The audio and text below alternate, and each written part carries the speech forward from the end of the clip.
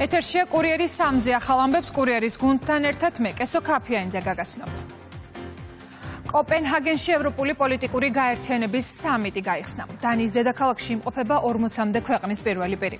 მათ შორის არის საქართველოს პრემიერ-მინისტრი ირაკლი კობახიძეც. მთავრობის მეთაური დღეს სიტყვით გამოვა დისკუსიაზე, რომლის მთავარი თემაც ევროპის ეკონომიკური უსაფრთხოებაა. ამას გარდა შეკრებილები იმსჯელებენ ზოგადად ევროპის უსაფრთხოებაზეც. ირაკლი კობახიძე უკვე დაესწრო დანიის მეფისა და დედოფლის სახელით ლიდერებისთვის გამართულ ვახშამს. პრემიერის ვიზიტს დანიის დედაქალაქში ჩვენი კორესპონდენტი მარიამ კოპალეშვილი აშუქებს. მას ჩავთავთ პირდაპირ ეთერში მარიამ გისმენთ. ევროპული პოლიტიკური გაერთიანების რიგით მე-7 კონფერენცია პლენარული სესიით გაიხსნა. სამიტი არის სახელმწიფოების წარმომადგენლებისთვის ახალი და კარგი შესაძლებლობა იმისთვის, რომ ისინი დაგეგმილი შეხვედრების მიღმაც შეხვდნენ ერთმანეთს. სწორედ ასეთი შეხვედრა ჰქონდა სხდომის დაწყებამდე საქართველოს პრემიერ-მინისტრს ირაკლი კობახიძეს ღონისძიების მასპინძელთან, დანიის პრემიერ-მინისტრთან. დღეს ასევე ირაკლი კობახიძე, როდესაც მან უკვე გადაინაცვლა სხდომათა დარბაზში, შეხვდა საფრანგეთის პრეზიდენტს ემანუელ მაკრონს და ირაკლი კობახიძე ასევე გაესაუბრა ესპანეთის პრემიერ-მინისტრს პედრო სანჩეს. დღის განმავლობაში ასევე საქართველოს პრემიერ-მინისტრს დაგეგმილი აქვს არაერთი მაღალი დონის შეხვედრა, მათ შორის ევროსაბჭოს გემდივანთან, ეუთოს გენერალურ მდივანთან. დატვირთული იქნება მისი შეხვედრების განრიგი და როგორც პრემიერ-მინისტრი ამბობს, ეს არის კიდევ ერთი ახალი გზა იმისთვის, რომ მიაწვდინოს სხვადასხვა სახელმწიფოს საქართველოს ხმა და უფრო მეტად დაუახლოვდეს ჩვენი ქვეყანა ევროპულ სტრუქტურებს. რაც შეეხება თავად კონფერენციის მთავარ თემას, უსაფრთხოებისა და სტაბილურობის კიდევ უფრო მეტად გამყარება მთავარი მიზანი აღნიშნული სამიტის, რომელიც კოპენჰაგენში მე-7 იმართება უკვე და სწორედ ამ მიმართულებით გაამახვილა დღევანდელი ღონისძიების მასპინძელმა დანიის პრემიერ-მინისტრმა გახსნის ღონისძიებაზე ძირითადი ყურადღება. იმ დროს, როდესაც დემოკრატია მსოფლიოში ზეწოლის ქვეშაა, ჩვენ უნდა დავინახოთ, რომ ვიღებთ შედეგებს ჩვენი საზოგადოებისთვის, რომ ჩვენ როგორც პოლიტიკური ლიდერები ვეხმარებით ჩვენ ხალხს ყოველდღიური ცხოვრების გამოწვევებთან გამკლავებაში. ჩვენ მოქალაქეებს სჭირდებათ სამუშაო ადგილები და ეკონომიკური უსაფრთხოება. მათ სჭირდებათ ჯანდაცვა, განათლება ბავშვებისთვის, ხელმისაწვდომი საკვები. სწორედ ამიტომ უნდა ავაშენოთ უფრო ძლიერი ევროპა ეკონომიკურადაც.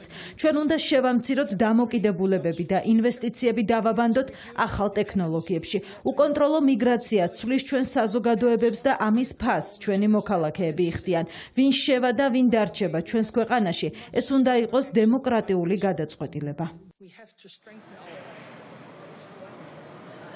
სამიტის ფარგლებში განხილული იქნება ახალი ინიციატივები, რომელსაც როგორც ჩვენთვის წინასწარ ცნობილი არის, მათ შორის შეუერთდება საქართველოს. ერთ-ერთი მათგანი არის საფრანგეთის ინიციატივა ნარკოტიკების წინააღმდეგ ბრძოლისთვის ერთობლივი კოალიციის ჩამოყალიბების მიმართულებით, რასაც უერთდებიან ევროპის რამდენიმე სახელმწიფო, როგორც ჩვენთვის ცნობილია, ამ დროისთვის აღნიშნულ ინიციატივას უკვე 34 სახელმწიფოს ხელმოწერა აქვს და მას ჩვენი ქვეყანაც შეუერთდება.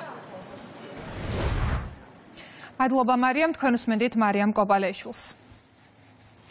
კოპენჰაგენში პოლიტიკური გაერთიანებების სამიტის დაწყებამდე პრემიერ-მინისტრმა განაცხადა, რომ მსგავსი ფორმატი სხვა ევროპელ ლიდერებთან შეხვედრის კარგი საშუალებაა. მთავრობის მეთაურის განმარტებით ევროპელ ლიდერებთან გამართულ შეხვედრაზე ის ქვეყნის ეროვნულ ინტერესებზე აკეთებს აქცენტს. სამიტის წინ საქართველოს შესახებ ასევე განცხადებები გააკეთა რამდენიმე ევროპელმა ლიდერმა. მათ შორის საქართველოს მხარდაჭერა გამოუცხადეს უნგრეთისა და სერბეთის პირველმა პირებმა. ევროპული საბჭოს გენერალურმა მდივანმა კი დაადასტურა, რომ სამიტის მიმდინარეობისას მას კომუნიკაცია ექნება საქართველოს პრემიერ-მინისტრთან. ძალიან მნიშვნელოვანი ფორმატია, სადაც ევროპელ ლიდერებთან გვაქვს საუბრის საშუალება, გუშინაც ვახშამზე ქონდა საშუალება, რომ არაერთ ლიდერს გავსაუბრებოდით და ყველგან საუბრობთ, რა თქმა უნდა, ჩვენს ეროვნულ ინტერესებზე, საუბრობთ ჩვენს ხედვებზე იმასთან დაკავშირებით, როგორ უნდა წავიწიოთ წინ ევროინტეგრაციის მიმართულებით, რაც არის ჩვენი საგარეო პოლიტიკის ერთ-ერთი უმთავრესი პრიორიტეტი. გუშინ ქონდა საინტერესო გაცვლა მოსაზრეების, იდეების ევროპელი ლიდერებთან და აქტიურად გამოვიყენებთ დღესაც ამ ფორმატს იმისათვის, რომ მაქსიმალურად ვისაუბროთ ჩვენს ეროვნულ ინტერესებზე, ჩვენს ევროპელ პარტნიორებთან. თემა არის ეკონომიკა და ევროპის ეკონომიკური ინტერესები, მათ შორის დაკავშირებადობის კუთხით, მინერალების კუთხით და თქვენ იცით, რომ საქართველოს ამ კუთხით აქვს ძალიან სერიოზული პოტენციალი, მათ შორის სერიოზული სატრანზიტო პოტენციალი და რა თქმა უნდა ამაზე გვექნება საუბარი ჩვენს ევროპელ პარტნიორებთან. უპირველეს ყოვლისა, საქართველო ყველაზე წარმატებული, საუკეთესო ევროპული ქვეყანაა. არ ვიცი არც ერთი სხვა ქვეყანა ევროპაში, რომელიც თქვენსავით წარმატებულია. პოლიტიკური სტაბილურობა, ეკონომიკური ზრდა, ჩვენ შთაბეჭდილების ქვეშ ვართ თქვენი წარმატებით. ევროპას სჭირდება წარმატებული ქვეყნები, იმიტომ რომ ბევრი ჩვენგანი არაა წარმატებული. ეკონომიკები აქ არ მუშაობს, პარალიზებულია და სტაგნაციის ქვეშაა. გვჭირდება საქართველოსნაირი ქვეყნები, რომ შემოგვიერთდნენ. ბრიუსელი არ არის სამართლიანობის საზომი. მე მექნება შეხვედრა. პირველი რაც მინდა ამ კონტექსტში ხაზგასმით აღვნიშნო ისაა, რომ ჩვენ არ უნდა დაგვავიწყდეს ევროპისთვის, კონტინენტისთვის. თავდაცვის პირველი ხაზი არის დემოკრატიული უსაფრთხოება. ძლიერი ინსტიტუტები სწორედ ეს არის ყველაზე მნიშვნელოვანი კონტინენტის უსაფრთხოებისთვის. სწორედ ამიტომაა ჩვენთვის მნიშვნელოვანი, რომ ევროპაში ძლიერი დემოკრატიული უსაფრთხოებისთვის ერთად ვიმუშაოთ. რაც შეეხება საქართველოს და სამხრეთ კავკასიას. საქართველო ევროპის საბჭოს წევრია. ეს ნიშნავს, რომ საქართველომ აიღო ვალდებულება და დაეთანხმა ევროპის ადამიანის უფლებათა კონვენციას. სტაბილურობა სამხრეთ კავკასიაში განსაკუთრებით მნიშვნელოვანია. Very good. An excellent relationship with მე შესანიშნავი ურთიერთობა მაქვს საქართველოსთან, პრეზიდენტ ყაველაშვილთან, რომელსაც ახლახან ნიუ-იორკში შევხვდი. გუშინ პრემიერ-მინისტრის ირაკლი კობახიძის გვერდით ვიჯექი და კარგი საუბრები ჰქონდა. დღეს განვაგრძობთ განხილვას მნიშვნელოვან საკითხებზე. გვაქვს ზოგიერთი ქართული ინიციატივა, რომელიც უნდა შევისწავლოთ, გავაანალიზოთ და გავცეთ პასუხები, მაგრამ ასევე უნდა გავზარდოთ ჩვენი ეკონომიკური თანამშრომლობის დონე. დღევანდელ მსოფლიოში ყველა თავისი საქმით არის დაკავებული და ძალიან ცოტა ადამიანს სურს მეორე მხარის მოსმენა. ჩვენ ყოველთვის მზად ვიქნებით ყველას მოვუსმინოთ და ვიმედოვნებთ ქართული მხარეც ამას გააკეთებს. სიმართლე გითხრათ, დიდად არ მაინტერესებს რა სიტყვიან ზოგიერთები ჩვენ შესახებ. ჩვენი საქმეა ვიზრუნოთ ქვეყანასა და ხალხზე. ტრული და ტყუილებით სავსე რეზოლუცია. ასე აფასებს ქართული ოცნება ევროპის საბჭოს საპარლამენტო ასამბლეაზე დღეს დაგეგმილი დოკუმენტის მიღებას. რეზოლუციის პროექტი 12 პუნქტისგან შედგება და მასში ვკითხულობთ, რომ ასამბლეა გმობს საქართველოს ხელისუფლების იზოლაციისკენ მიმართულ პოლიტიკას. დოკუმენტის ავტორები საუბრობენ ქვეყანაში დემოკრატიის უკუსლაზე, ოპოზიციის ლიდერების დაკავებაზე და არასამთავრობო ორგანიზაციებზე ზეწოლაზე. რეზოლუციის პროექტი წინასწარ უკვე გავრცელდა და მასში რამდენიმე შესწორებაც შედის. რა წერია დოკუმენტში და რა შეფასებები მოყვა კრიტიკულ რეზოლუციას თბილისში, ლელა ჯავახიშვილი მოგვიყვება, ლელა გისმენთ. რა გზავნილია ევროპის საბჭოსგან არჩევნებამდე 2 დღით ადრე კრიტიკული რეზოლუციის განხილვა. ოპოზიციაში ფიქრობენ, რომ სტრასბურგში დღეს საქართველოს საკითხზე დებატების გამართვა მხოლოდ დროში დამთხოვაა. პროექტის შინაარს, რომელშიც საუბარია დემოკრატიის უკუსლაზე, პოლიტიკური ნიშნით დაკავებებსა და 4 ოქტომბრის არჩევნებზე ხელისუფლების ოპონენტები სრულად იზიარებენ, ამბობენ, რომ პარტნიორები ქვეყნის გარედან მათი კოლეგებისგან განსხვავებით სწორად აფასებენ საარჩევნო გარემოსაც. ხელსაყრელი პირობებში იგულისხმება ევროპელი ჩვენი კოლეგების მიერ ის, რომ იმისთვის რომ არჩევნები იწოდებოდეს არჩევნებად, უნდა აღვაყოფილებდეს გარკვეულ კრიტერიუმებს. რა თქმა უნდა, ეს პროცესი ზოგადად არ ხომ სპეცოპერაცია და არა არჩევნები. ამ დროს რა თქმა უნდა, არსებობენ ძალები, რომლებიც იღებენ კეთილსინდისიერ გადაწყვეტილებას და აი ამ სპეცოპერაციაში და ფარში მონაწილეობას არ იღებენ ხოლმე. დაემთხვა დროში ყველა მიცი საქართველოში რა ხდება, ასე ამბობს, რომ არ არის დემოკრატიული გარემო. ეს რას ნიშნავს? ყველა ოპოზიციური პარტიის ლიდერს დაიჭერენ, ვისაც მოუნდება იმას დაიჭერენ და ამას ქვია თანაბარი კონკურენტულიანი სამართლიანი გარემო ქვეყანაში. მართლ გუნდში ამბობენ, რომ მორიგი უსამართლო და უსაფუძვლო დოკუმენტი საარჩევნო პროცესზე გავლენას ვერ მოახდენს. ქართული ოცნების განცხადებით, კონკრეტული უცხოელი აქტორები, რომლებიც ოპოზიციას ლობირებენ, საკუთარი სუბიექტური მიზნების მისაღწევად არ ერიდებიან დოკუმენტში არც დეზინფორმაციის ჩაწერას და არც ამის ტირაჟირებისთვის ევროპის საბჭოს ავტორიტეტის გამოყენებას. ევროსაბჭო კი არ არის შეშფოთებული. შეშფოთებული არის ზოგიერთი ევროსაბჭოს წევრი, პოლიტიკოსი, რომელიც დღეს ამჯერად ევროსაბჭოს ინსტიტუტებს იყენებს საკუთარი პოლიტიკური ინტერესებისთვის. მათ და აქ საუბარი გვაქვს სხვათა შორის სამწუხაროდ ისევ იმ პირებზე, რომლებიც აი აქ საპარლამენტო არჩევნების წინ იყვნენ ჩართული იმ სპეცოპერაციაში, რაც მოუწყეს ქართულ სახელმწიფოს სამწუხაროდ არჩევნებთან და არჩევნების დაკვირვებასთან დაკავშირებით. სწორედ ეს პირები, ზინგერისები და ბულაები და ასე შემდეგ კოლექტიურად ეს ადამიანები არიან სწორედ დაინტერესებული, რომ ისევ კოლექტიური ნაციონალური მოძრაობა მის წარმომადგენლები ერთიანად აღებული არ მოხდეს მათი პოლიტიკური სივრციდან გარიყვა რეზოლუციებით და განცხადებებით ლაპარაკის ნაცვლად ესაუბრო ქართული ხალხის მიერ არჩეულ ხელისუფლებას. ყვილებით გაჯერებული დოკუმენტების მიღება არ ეთაკილებათ, არ ერიდებათ, ოღონდ კი შესრულდეს ის სურვილი, რასაც ჩვენს ქვეყანაში ხალხის საწინააღმდეგოდ გადაწყვეტილების მიღება ქვია არჩევნების შედეგად. ეს ხომ ცალსახა ორჯერ 2-4-ია, აგერ კარს მომდგარი არის არჩევნები და კვლავაც იმ შინაარსის დოკუმენტის მიღებას ცდილობს ევროსაბჭოს საპარლამენტო ასამბლეა, რომელიც არის აბსოლუტურად დაცლილი ყოველგვარი სიმართლისგან და რომ ჩაიკითხოთ ეს დოკუმენტი ნახავთ რომ არ არის პრაქტიკულად 2-3 წინადადება, სადაც არ იყოს 4-5 არასწორი ინფორმაცია, დეზინფორმაცია, ზეწოლა და ბულინგი, ეს ძალმომრეობა ვერ მოახდენს სათანადო გავლენას ჩვენ საზოგადოებაზე. ხალხმა არაჩვეულებრივად იცის ხელისუფლება რას აკეთებს ჩვენი საზოგადოების დასაცავად, სახელმწიფოს განსავითარებლად და წინ წასასვლელად, მშვიდობის უზრუნველსაყოფად, ამიტომ ევროსაბჭოს საპარლამენტო ასამბლეაში ხა რაც არ უნდა წერონ და იკითხონ, ჩვენი ქვეყნის პროგრესს და მომავალს ბუნებრივია ეს წინ ვერ აღუდგება. რეზოლუციის პროექტში საკმაოდ დიდი ნაწილი ეთმობა მესამე სექტორის ფუნქციონირებას და ამის გამო წუხილს ამ ნაწილთან დაკავშირებით გარკვეული შესწორებებით შედის ამავე პროექტში, რომელიც მეტად ამძიმებს და ამწვავებს არასამთავრობო ორგანიზაციების მდგომარეობას. რეზოლუციის პროექტის განხილვა სტრასბურგში რამდენიმე საათში უნდა დაიწყოს. მადლობა ლელა, თქვენ უსმენთ ლელა ჯავახიშვილს. მეორე დღეა პოლიტიკური შეფასებების თემა ქართული ოცნების დამფუძნებლისა და საპატიო თავმჯდომარის წერილი, რომელიც 1 ოქტომბრის გამარჯვებიდან 13 წლის თავზე ბიძინა ივანიშვილმა გამოაქვეყნა. ტექსტში განსაკუთრებული აქცენტი ქვეყნის სუვერენიტეტის გამტკიცებას, ეკონომიკურ პროგრესს და დემოკრატიული ინსტიტუტების მშენებლობას ეთმობა, რომელიც ქვეყანას ქართული ოცნების 13 წლიანმა მმართველობამ მოუტანა. ბიძინა ივანიშვილი არსებულ გამოწვევებზე, საფრთხეებზე და გარეძალების მხრიდან ქვეყნის შიდა საქმეებში ჩარევაზე საუბრობს. ქართული ოცნების საპატიო თავმჯდომარე წერილში აქცენტს 4 ოქტომბრის არჩევნების მნიშვნელობაზეც აკეთებს და მოსახლეობას არჩევნებში მონაწილეობისკენ მოუწოდებს. რა შეფასებები მოჰყვა ბიძინა ივანიშვილის წერილს, ამას შოთა ფალავანდიშვილისგან გავიგებთ, შოთა გისმენთ. მართველი პარტიის დამფუძნებლის წერილს, რომელიც 1 ოქტომბრის გამარჯვების 13 წლის თავზე გამოქვეყნდა, ასე ვთქვათ, უკვე მეორე დღეა აფასებენ პოლიტიკურ წრეებში, მართველ გუნდში იზიარებენ ბიძინა ივანიშვილის მოსაზრებებს განვლილი წლების განმავლობაში არსებულ პროგრესსა და ამავდროულად გამოწვევებთან დაკავშირებით.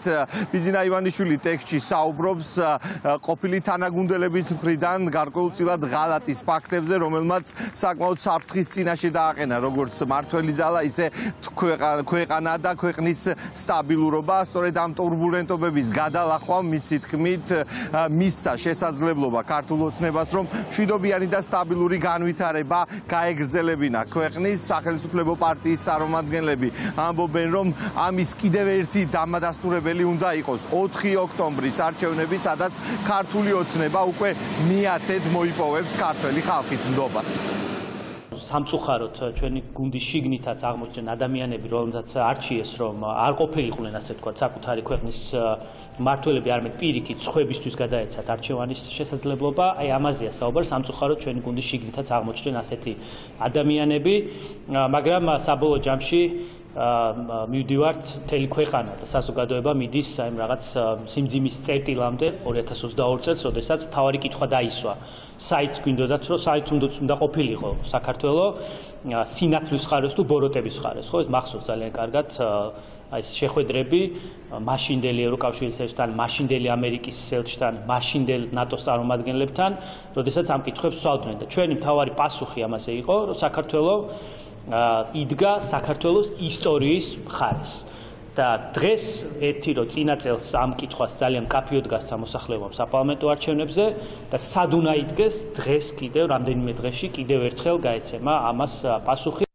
იყო ბევრი იმედგაცრუება, ბევრი რთული მომენტი, მათ შორის ღალატის თუ სხვადასხვა ნეგატიური პროცესებიდან გამომდინარე, თუმცა რა თქმა უნდა, ჩვენს ერთგულ ამორჩეულთან ერთად ამ ყოველფერს კარგად ვართმევდით თავს. 1 ოქტომბრის წერილში ბიზნა ივანიშვილი კიდევ ერთხელ მოუწოდებს ქართულ ხალხს, რომ 4 ოქტომბრის არჩევნებში უნდა დაფიქსირდეს მათი მკაფიო ნება, რომ საქართველოს ბედი წყდება ქვეყნის შიგნით და ეს დღეც კიდევ ერთი ასე ვთქვათ გამოწვევა არის, რომელიც მშვიდობიანად და წარმატებულად უნდა გადავლახოთ.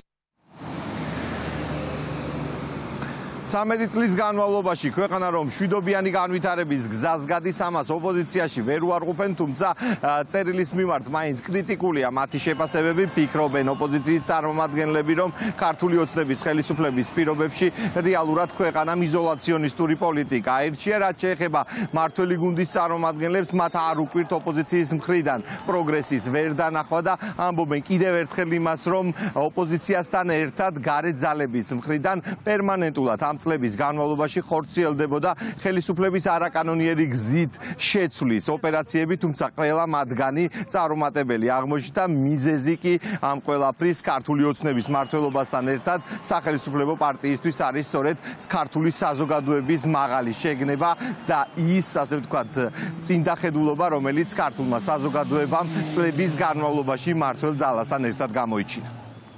როცა აქებენ ეგრეთ წოდებულ მეთაურებს ჩვენი ქვეყნის და მათ შორის ავტორიტარული სამყაროს წევრი ქვეყნები, მხოლოდ ეს არის ნათელი მტკიცებულება იმის, თუ რეალურად რა ქვეყანაში გვიწევს ცხოვრება, დასავლეთს კი აქვს ძალიან მყარი პოზიცია და მას სურს უბრალოდ, რომ საქართველოს იყოს დემოკრატიული და მეტი არაფერი.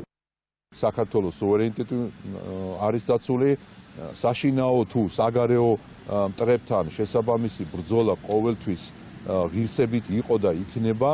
და შესაბამისად ამ წერილში ბევრი მიმართულებაა ბუნებრივია ნახსენები და ერთ-ერთი მთავარი არის ის, რომ საქართველოს საზოგადოების აბსოლუტურ უმრავლესობას აი ეს პრინციპი, რა პრინციპითაც თავად ბიძინა ივანიშვილის ხელმძღვანელობით მოვიდა სათავეში აი ეს პოლიტიკური ძალა, რასაც ქვია ქართული ოცნება, აუცილებლად გაგრძელდება, ვიმეორებ, მათ შორის მიუხედავად იმისა, რომ საგარეო ვექტორი ძალიან ძლიერად აზიანებს, ცდილობს და დააზიანოს საქართველოს სახელმწიფო, მაგრამ ამას შიგნით ხვდება ისეთი ძლიერი გენეტიკა ქართული, რომ აუცილებლად ყოველთვის გაიმარჯვებს საქართველოს. მართველი პარტიის დამფუძნებელმა და საპატიო თავმჯდომარემ წერილი 1 ოქტომბერთან დაკავშირებით გამოაქვეყნა 2012 წლის 1 ოქტომბერს 13 წლის წინ ქართულმა ოცნებამ ნაციონალური მოძრაობის ხელისუფლების დამარცხება არჩევნების გზით შეძლო, მას შემდეგ 9 არჩევნებში მოიპოვა გამარჯვება მმართველმა პარტიამ, 4 ოქტომბერს კი ქართული ოცნების წარმომადგენლები მეათე საარჩევნო გამარჯვებას აანონსებენ. მადლობა შოთა, თქვენ უსმენდით შოთა ფალავანდიშვილს. ფეიკი და მორიგი ტყუილი. ქართული ოცნება ოპონენტების მხრიდან მორიგ დეზინფორმაციულ კამპანიაზე საუბრობს. დღეს ნაციონალური მოძრაობის მხარდამჭერებმა სოციალურ ქსელში გაავრცელეს სია, რომელშიც მათი მტკიცებით განსაკუთრებულ დავალებათა დეპარტამენტის თანამშრომლები არიან. რეალურად კი გაირკვა, რომ ეს არის რამდენიმე წლის წინანდელი საარჩევნო სია, რომელზეც დატანილი საარჩევნო უბნები ქართული ოცნების ოპონენტებმა წაშალეს. თუმცა რამდენიმე პირზე საარჩევნო უბნის ნომერი მაინც დარჩათ. სიაში ასევე არიან ხანში შესული მართულ გუნდში აცხადებენ, რომ მათი ოპონენტები იმდენად არეულები არიან, რომ შეცდომაზე უშვებენ. ნანა გოგატაძე მუშაობს ამ თემაზე, ნანა გისმენთ. ნაციონალური მოძრაობის წევრების შემდგომ დეზინფორმაციის გავრცელება ნაციონალური მოძრაობის მხარდამჭერებმა დაიწყეს. დღეს დილიდან არაერთი Facebook სტატუსი გავრცელდა ნაციონალური მოძრაობის მხარდამჭერების მხრიდან, სადაც ისინი ამტკიცებენ, რომ განსაკუთრებულ დავალებათა დეპარტამენტის თანამშრომლების სია მოიპოვეს, ავრცელებენ ფოტოებსაც. მართულ გუნდში კი ამბობენ, რომ ეს სია რეალურად არის ცენტრალური საარჩევნო კომისიის სპეცსია, რომელიც არის რამდენიმე წლის წინანდელი და ამას ადასტურებს ორი გარემოება. პირველი ის, რომ ერთ-ერთ ფოტოზე დარჩენილია საარჩევნო უბანი, მეორე კი ის, რომ დაახლოებით 100-გასიან სიაში არის რამდენიმე ქალი, მათ შორის ასაკოვანი ქალი, რომელსაც ნაციონალური მოძრაობის წარმომადგენლები ამტკიცებენ, რომ ეს ქალბატონები არიან განსაკუთრებულ დავალებათა დეპარტამენტის თანამშრომლები.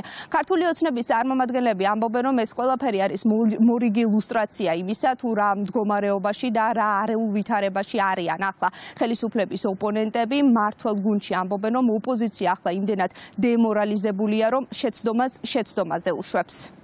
იმდენად არეულები არიან და იმდენად დემორალიზებულები მთლიანად რადიკალურ ოპოზიციაში და შეცდომაზე უშვებენ, ავრცელებენ ინფორმაციას, რომ თითქოს რაღაც სიებიჟონავს გედედიდან. ჯერ იყო და რაღაცა გეგმაზე საუბრობდნენ და 4 წლის წინანდელი სურათები აჩვენეს, ეხლა საარჩევნო სპეციებით მანიპულირებენ. სინამდვილეში ეს ყველაფერი კარგად აჩვენებს დემორალიზაციისა და სასოწარკვეთის იმ ხარისხს, რომელიც რადიკალურ ოპოზიციას დამსახურებულად აქვს. ოპოზიციაში კი კითხვებს პასუხებს თავს არიდებენ და მაგალითად პაატა მანჯგალაძე ამბობს, რომ ამ თემასთან დაკავშირებით არანაირი ინფორმაცია არ აქვს. მართველი გუნდის წარმომადგენლებს კი არ უგვერთ ოპონენტების მხრიდან, რომ კვლავ ავრცელებენ დეზინფორმაციასა და ტყუილს. ქართული ოცნების წარმომადგენლებმა დღეს გაიხსენეს მაგალითად ნაციონალური მოძრაობის ერთ-ერთი წევრის ირაკლი ნაძირაძის მხრიდან რამდენიმე დღის წინ გავრცელებული ინფორმაცია თითქოს მან მოიპოვა განსაკუთრებულ დავალებათა დეპარტამენტის სამოქმედო გეგმა 4 ოქტომბრისთვის. რეალურად კი გაირკვა, რომ ეს გეგმა ისევე როგორც მის მიერ გავრცელებული ფოტოები იყო ძველი. წარმოდგენა არ მაქვს გეგმა საიდან მოვიდა, სია საიდან მოვიდა, ვიღაცა 1000 რაღაცას დადებს, არ ვიცი. მე ამასთან არანაირი შეხება არ მაქვს. ვიღაცა Facebook-ზე რაღაცას დადებს, არ ვიცი, წარმოდგენა არ მაქვს. შეიძლება ნამდვილიც არის და იმაზე წუხს ხელისუფლება, რომ ესეა გავრცელდა. აგორეს რაღაც კამპანია თითქოს გედედეს სიები გასაჯაროვდა და დაბნეულობა არის გედედეშიო. რეალურად კი ეს არის CSKO-დან მათივე გამოტანილი სპეციები. რაც გულისხმობს სპეცია, ეს არის გედედეს თანამშრომელი იქნება თუ ნებისმიერი სხვა, მის თავისი სამუშაო ლოკაციიდან გამომდინარე სხვაგან აძლევს ხმას.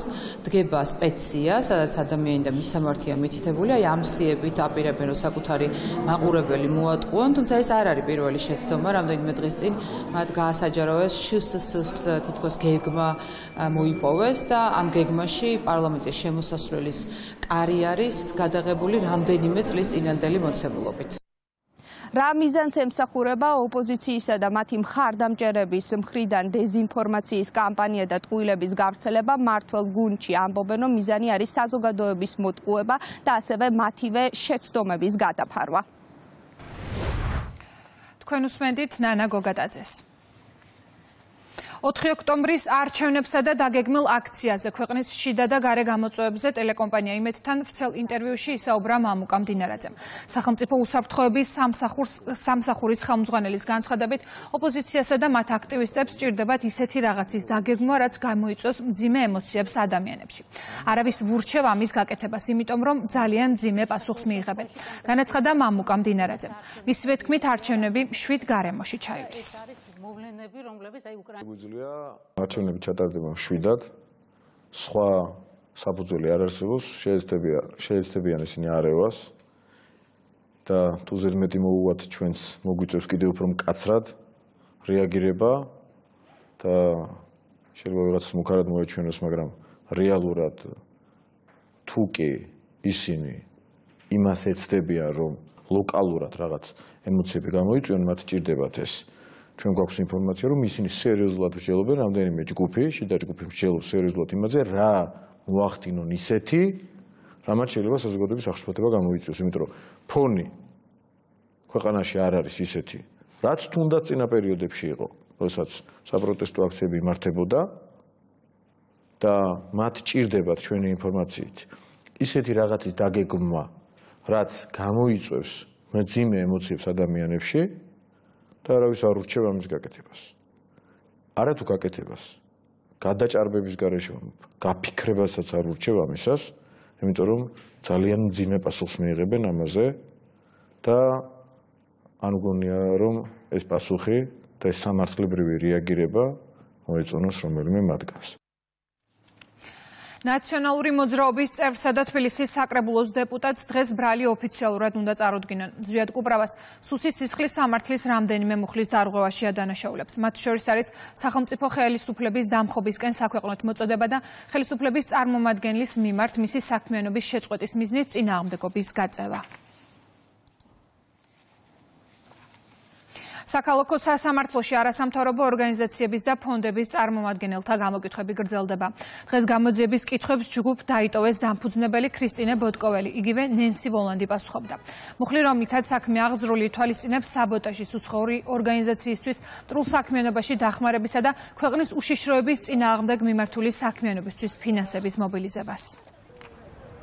ზოგადი კითხვები იყო, არ ვიცი, ესე ვერ გამოვყოფ, არც ვიცი, მაქვს თუ არა უფლება ამაზე ვილაპარაკო. დეტალებში არ მინდა ჩასვლა, ფინანსებთან იყო თუ რასთან იყო დაკავშირებული, იმიტომ რომ კიდევ ერთხელ ვიტყვი, არ ვიცი, მაქვს თუ არა უფლება ამაზე ლაპარაკის. გამოძიებით დგინდება აღნიშნულ ჯგუფში, ხდება მოწოდება და მათ შორის აღნიშნული ჯგუფის საშუალებით ხდება სხვადასხვა აქციის დაორგანიზება, მათ შორის აქციების, რომელმაც ხალხსახად მიიღო ძალადობრივი ხასიათი.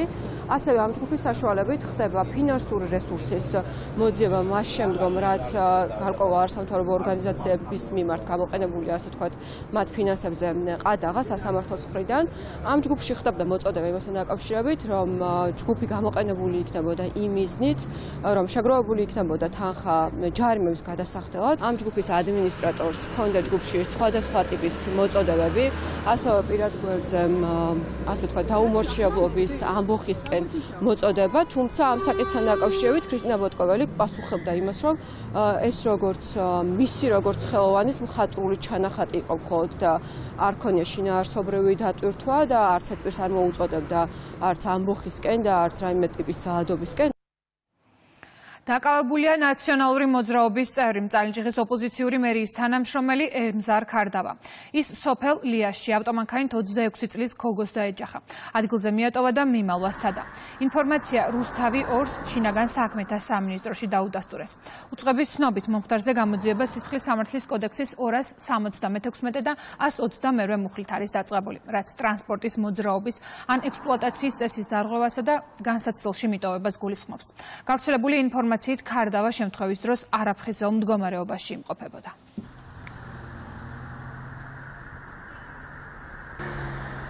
სახლში ვიყავი, ოთახში ვიყავი და ხმა გავიგონე, რომ გამოვედი გარეთ, გზაზე იყო გოგო, რომ ნახე გოგო, მე პირველად დახმარება სასწრაფო იყო, პოლიცია იყო, თუ რაც რამე იყო და ესაჭირებობდა, მე გაუწიე. სხვა არავინ არ მინახია მე. მძღოლი არა, ვინც დაეჯახა, ის მძღოლით რა თქმა უნდა არ მინახია და არც მანქანა ეყენა და არც არავინ. ნასვამი იყო, ასეთმა ინფორმაციამ გაჟონა.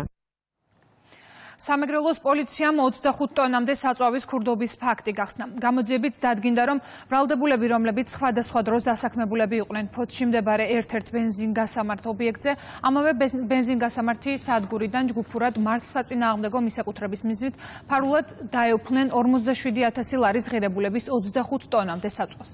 საქმეზე ჩატარებული საგამოძიებო მოქმედებების შედეგად სამართალდამცველებმა დანაშაულში მონაწილე სამივე პირის ვინაობა დაადგინეს და ისინი ბრალდებული სახით დააკავეს.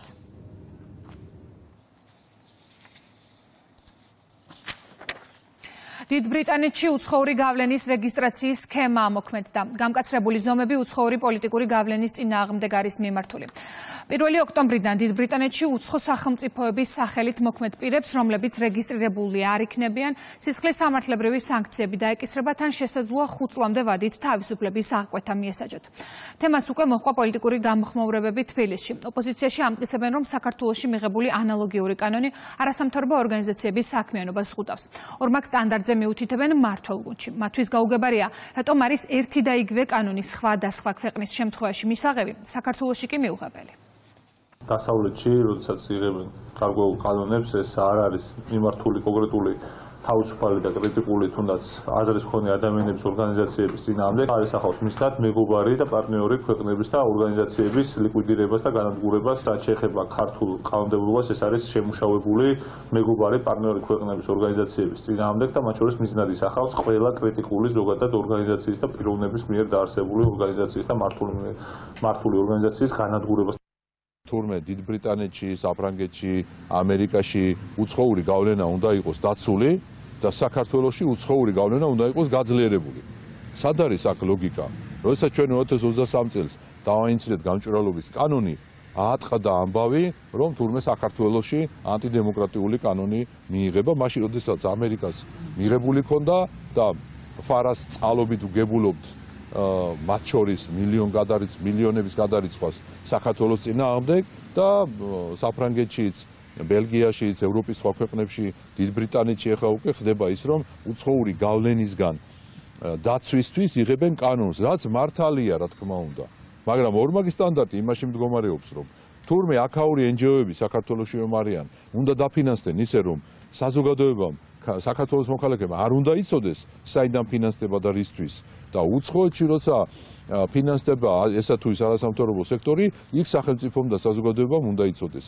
აი ეს ორმაგი სტანდარტი დაინახა ზუსტად ქართულმა საზოგადოებამ და ამიტომაც დგას იმ პოზიციაზე, რაზეც დგას.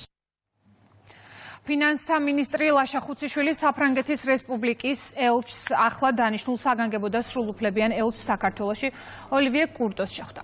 გაცნობითი ხასიათის შეხვედრაზე მხარეებმა მიმოიხილეს ორ ქვეყანას შორის არსებული და სამომავლო თანამშრომლობის საკითხები. ასევე გამოითქვა მზაობა შესულდეს სამუშაოების საქართველოსა და საფრანგეთს შორის თანამშრომლობის გასახმავებლად. ფინანსთა მინისტრმა ელჩს მიულოცა დიპლომატიური მისიის დაწყება და საქმიანობაში წარმატება უსურვა. ინფრასტრუქტურის მინისტრმა სამშენებლო კომპანიების ინფრასტრუქტურის მშენებელთა ასოციაციისა და საქართველოს ბიზნეს ასოციაციის წარმომადგენლებთან მორიგი შეხვედრა გამართა. ლევას სოხაძემ სამშენებლო კომპანიებს თეთრ სიასთან დაკავშირებული გადაწყვეტილება გააცნო. შეხვედრაზე ასევე ყურადღება დაეთმო ფასების პოლიტიკას. მინისტრმა ასევე განსაკუთრებული აქცენტი გააკეთა სამუშაოების ხარისხისა და შესრულების ვადებზე. არაუზრუნველყოფილი ავანსის გადახდა არის გარკვეული რისკის შემცველი იმ შემთხვევაში თუ კომპანია ვერ ასრულებს თავის ვალდებულებას, ბუნებრივია რომ სახელმწიფოს ექმნება თანხის დაკარგვის რისკი. შესაბამისად ეს პროცესი და ეს პროცედურები არ იყო სწორად დარეგულირებული და სახელმწიფო საკმაოდ კაბალურ პირობებში აღმოჩნდა რამოდენიმე შემთხვევაში. გამომდინარე აქედან ჩვენს მიერ ზუსტად ამიტომ იყო ეს გადაწყვეტილება მიღებული. ეს ბუნებრივია არ შეეხება უკვე არსებულ კონტრაქტებს და იმ კონტრაქტებს, რომელიც ახლა მოქმედი არის და ვფიქრობთ, რომ ჩვენი მხრიდან ეს არის სამართლიანი მიდგომა, მათ შორის ბიზნესის ხელშეწყობის თვალსაზრისით. დღეს შემიძლია ვთქვა, ყოველფერი, რადგანაც გარდამავალ ეტაპზე დაახლოებით 4 წლის განმავლობაში იქნება შეზღუდვები, ანუ თუ დღეს იყო 50% თეთრი სიით, მომავალ წელიწადში იქნება 60, 70%, ესე განვითარდება საფეხურებრივად, რაც მისცემს ბიზნეს საშუალებას, რომ ეტაპობრივად გადავიდნენ და მოემზადონ უფრო მკაცრ კონკურენციისთვის. ანუ საკმაოდ პოზიტიური იყო დღევანდელი განცხადება, სასახად შემიძლია ვთქვა, ყველასთვის მორგებული მოდელი ეხანდელი გადაწყვეტილება. ჩვენ მოთხოვნილი იყო 2 წელიწად და ფაქტიურად უფრო მეტ პერიოდზე გაიწელა ეს. თუმცა ამავდროულად მე საბოლოო ჯამში შემუშავდება ახალი სისტემა, არ უნდა დაზიანდეს უწესო და უპასუხისმგებლობა კომპანიების მოქმედებით, არ უნდა დავაზიანოთ ჩვენ სხვა პასუხისმგებლიანი და კვალიფიციური კომპანიები. ეს აბსოლუტურად ჯანსაღი მიდგომაა და მადლობას ვუხდი, რომ სწორედ გაიგეს ეს ტკივილი და რისკები, რაც შეიძლება წარმოშობილიყო ამ გაუქმებით. რეკლამის შემდეგ კურიერი ეთერში ბრუნდება, განვაგრძობთ გამოშვებას. საქართველოს მთავრობის დადგენილებით ადმინისტრაციული ორგანოებში დასაქმებულთათვის 3 ოქტომბერი უქმე დღედ გამოცხადდა. დოკუმენტს ხელს საქართველოს პრემიერ-მინისტრი აწერს. დადგენილება არ ვრცელდება საქართველოს ეროვნული ბანკის ზედამხედველობას დაქვემდებარებული პირების წინაშე შესასრულებელ ფინანსურ ვალდებულებებზე. დავით სონღულაშვილი რაჭა ლეჩხუმისა და ქვემო სვანეთის რეგიონში იმყოფება. სოფლის მეურნეობის მინისტრი სამინისტროში შემავალი უწყებების რეგიონულ ოფისებს დაათვალიერებს. ადგილობრივ საწარმოებს გაეცნობა და ფერმერებთან და მეწარმეებთან შეხვედრებს მართავს. დავით სონღულაშვილი ონის მუნიციპალიტეტში მდებარე რაჭის ეროვნულ პარკს ესტუმრა, რომელიც 2023 წელს შეიქმნა. დავით სონღულაშვილი შეხვდა რეინჯერებსაც და მათ საქმიანობას ადგილზე გაიცნო. მინისტრმა ეროვნული სატყეო სააგენტოს ახალი ოფისიც დაათვალიერა, რომელიც რეგიონის 4 მუნიციპალიტეტს ემსახურება. დააღჭურვილია თანამედროვე ტექნიკითა და ინვენტარით. განსაკუთრებულად მნიშვნელოვანი არის აგრეთვე იმ მეწარმეებთან შეხვედრა, რომელიც დღეს რაჭაში გაიმართა, რადგან ადგილზე გავეცნოთ იმ საჭიროებებს, რომელიც მეწარმეებს ჰქონდეთ, რადგან ჩვენ თითოეული პროგრამა, რომელიც გვაქვს სამინისტროს ფარგლებში, მნიშვნელოვანი არის, რომ მოცემული იყოს მეწარმეების, მცირე და საშუალო მეწარმეების საჭიროებებზე, გავეცანით მევენახეების მოთხოვნებს ადგილზე და საერთო ჯამში ნახეთ რაჭის აგრარული პოტენციალი დაცული ტერიტორიების გაფართოების ნაწილში რაჭისთვის კიდევ ახალი შესაძლებლობები ჩნდება და ეს აძლევს შესაძლებლობას რაჭას, რომ გახდეს ჰქონდეს დამატებითი მიზიდულობის პოტენციალი, დამატებითი მიზიდულობის ცენტრი და შესაბამისად ტურისტულად კიდევ უფრო მეტად აქტიური იყოს. გავეცანეთ სამუშაო პირობებს, თუ რა გარემოში უწევთ სამინისტრო სახელმწიფო დაწესებულების თანამშრომლებს საქმიანობის განხორციელება. ძალიან მნიშვნელოვანია ministris viziti ჩვენს რეგიონში.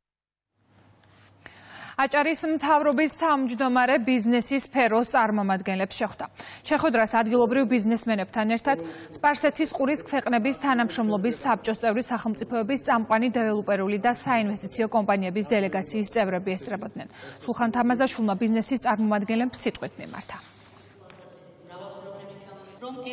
ჩვენი რეგიონი ერთ-ერთი წარმატებულია ქვეყნის მასშტაბით, რომელიც ონიშნა ეკონომიკური ზრდით გამოირჩევა და ჩვენი ხედვაც სწორედ ეფუძნება შემდეგ გარემოებებს, რომ განვახორციელოთ ისეთი პროექტები, რომელიც შესაძლებლობას მოგცემს, რომ შევინარჩუნოთ ეს ეკონომიკური ზრდა. ვისაუბრეთ ყველა მნიშვნელოვან საკითხზე, რომელიც როგორც საზღვაო სანაპირო ზოლს, ასევე მთიან მუნიციპალიტეტს აქცევს მიზიდულობის ცენტრად ტურისტული თვალსაზრისით და განვიხილეთ ყველა მნიშვნელოვანი ინფრასტრუქტურული პროექტი, რომელიც აჭარის მთებში ტურიზმის განვითარების კუთხით ხორციელდება.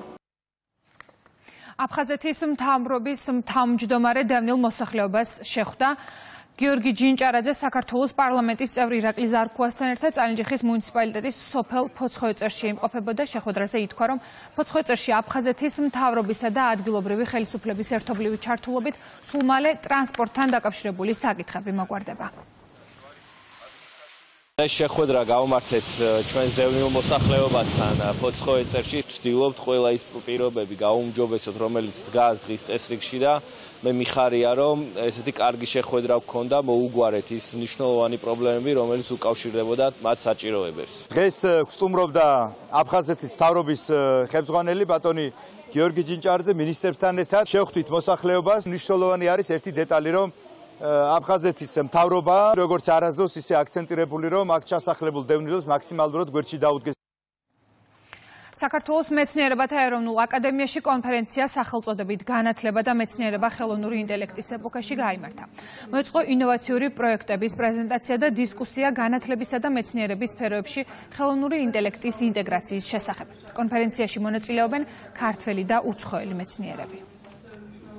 ეს არის პრაქტიკულად კონფერენცია და ამავე დროს დათვალიერება ჩვენი მიღწევების ჩვენ ქვეყანაში და ჩამოყალიბდეს სამართლებრივი ნორმები, რომ მე ყველა დაწესებულებამ, ვინც გამოიყენებს ხელოვნურ ინტელექტს, რაღაც სამართლებრივ ჩარჩოებში მოაქციოს ეს პროცესი. მნიშვნელოვანი ასევე, რომ ქართული ენის პლატფორმები აქტიურად შევიტანოთ ხელოვნურ ინტელექტში ჩამოყალიბებულად გამართული ქართულით, რომ არ მოხდეს ქართული ენის დამცრობა. მეცნიერებათა აკადემია მასპინძლობს ორდღიან საერთაშორისო კონფერენციას, რომელიც უკავშირდება ხელოვნური ინტელექტის ინტეგრირებას საგანმანათლებლო სისტემასა და კვლევით საქმიანობაში. მნიშვნელოვანია ისიც, რომ ცალკე განხილვისაგან წარმოადგენს ახალგაზრდებთან მიმართებაში ჩართულობის პროცესი კვლევით საქმიანობაში, სამეცნიერო საქმიანობაში და ამ კუთხით, რა თქმა უნდა, ხელოვნური ინტელექტის ინტეგრირების როლიც. დღეს ტექნოლოგიურ გამოწვევების პერიოდში მნიშვნელოვანია, რომ ხელოვნურ ინტელექტზე კიდევ უფრო მეტად შევისწავლოთ, მეტი მეცნიერული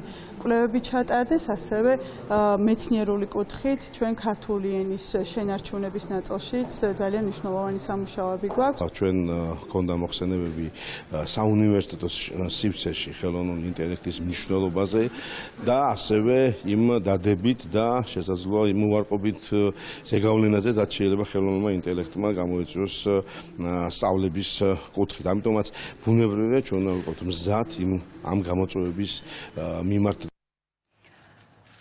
საქართველოს კულტურის მინისტრის მოადგილემ გიორგი მირცხულოვამ კულტურული პოლიტიკისა და მდგრადი განვითარების შესახებ იუნესკოს საერთაშორისო კონფერენციის ფარგლებში კულტურული უფლებებისა და ეკონომიკისა და კულტურის შესახებ გამართულ პანელურ დისკუსიაში მიიღო მონაწილეობა.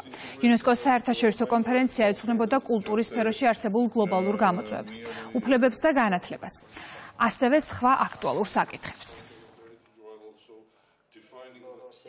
კონფერენცია მიძღვნილი იყო კულტურული უფლებების დაცვის, ასევე კულტურული ეკონომიკის საკითხებისადმი.